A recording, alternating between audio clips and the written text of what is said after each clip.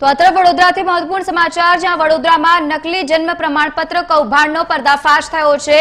પાલિકાના બદલે જમનાબાઈ હોસ્પિટલનું બર્થ સર્ટિફિકેટ બન્યું છે। યુપીમાં જન્મેલા યુવાને વડોદરામાં બર્થ સર્ટિફિકેટ બનાવ્યું। યુવાન આધાર કાર્ડ કઢાવવા માટે ગયો અને ભાંડો ફૂટ્યો। આધાર કાર્ડ કઢાવવા માટે પુરાવાના રૂપે બર્થ સર્ટિફિકેટ મૂક્યું તો તેની સાથે જ સેશન્સ ઓફિસર શમિક જોશીએ આખું એક કૌભાંડ પકડી પાડ્યું છે। આ વચ્ચે તમને જણાવી દઈએ કે મકરપુરાના ફિરોઝ નામના યુવાને 600 રૂપિયામાં સર્ટિફિકેટ બનાવી આપ્યું હોવાની વિગતો પણ સામે આવી। ભેજાબાજ ફિરોઝે આમાં અન્ય સર્ટિફિકેટ પણ બનાવ્યા હોવાની આશંકા જો કે સામે આવી છે। સેશન્સ ઓફિસરે પોતે જ યુવાનને પોલીસને સોંપ્યો છે।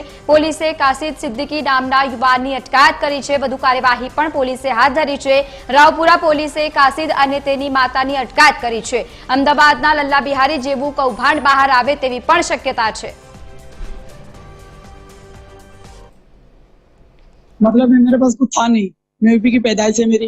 मैं इधर आया तो मतलब लोग बोले यहाँ पे निकल जाएगा, जन्म दाखिला बनवाना हो तो मैंने यहाँ पे बनवाया था। उसने 600 रुपए लिए थे तो उसने निकाल के दिया था। तो जो थोड़ा बहुत टाइम लगा, 3-4 महीने हुआ, थोड़ा बहुत आगे पीछे हुआ, तो नहीं इतना ध्यान बता सकते।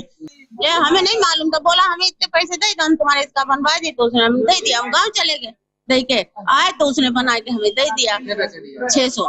कौन बनवाया? वो फिरोज। એટલે કોઈ પણ ડોક્યુમેન્ટ 3 લેયરમાં 3 ટાઈમ્સ વેરિફિકેશન થાય છે। એ ડોક્યુમેન્ટ વેરિફિકેશન કરતી વખતે ફર્સ્ટ ટાઈમ, સેકન્ડ જ્યારે ઓપરેટર ફોર્મ કરતા સેકન્ડ ટાઈમ, અને જ્યારે ઓપરેટર એન્ટ્રી કરતો ત્યારે થર્ડ ટાઈમ। એટલે અરજદાર દ્વારા જે ડોક્યુમેન્ટ રજૂ કરવામાં આવે છે અને એન્ટ્રી ઓપરેટર દ્વારા કરવામાં આવે તો કદી જ જે પેલું કહેવાય ને કે માનવ સર્જિત ભૂલો, હ્યુમન એરર 0 થાય એના અમારા પ્રયત્નો હોય છે। તો જ્યારે ડોક્યુમેન્ટ અમારા હાથમાં વેરિફિકેશન તો પ્રાથમિક દ્રષ્ટિએ પકડાઈ ગયું કે આ ડોક્યુમેન્ટ ખોટું છે, કારણ કે જન્મ મરણનું જે જન્મનું પ્રમાણપત્ર રજૂ કર્યું એ જમનાબાઈ હોસ્પિટલનું છે। વડોદરા કોર્પોરેશન જે જન્મનો દાખલો છે આખો અલગ ફોર્મેટ હોય છે।